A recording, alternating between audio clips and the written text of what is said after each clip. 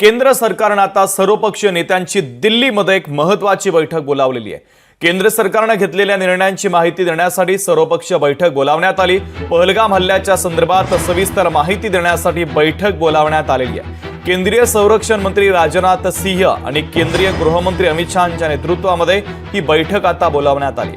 पाकिस्तानच्या विरोधातील धोरणांसाठी केंद्र सरकारच्या निर्णयांना विरोधी पक्षांनी यापूर्वीच पाठिंबा जाहीर केलाय। काल सुद्धा इंडिया आघाडीच्या नेत्यांनी सरकारसोबत संपर्क साधून हल्ल्यासंदर्भातली माहिती घेतलेली होती आणि त्यानंतर आता केंद्र सरकार कशा पद्धतीचा निर्णय घेतं हे पाहणं तितकंच महत्त्वाचं आहे। तर पाकिस्तान विरोधातील धोरणांसाठी आता केंद्र सरकारची ही महत्त्वाची बैठक होणार आहे।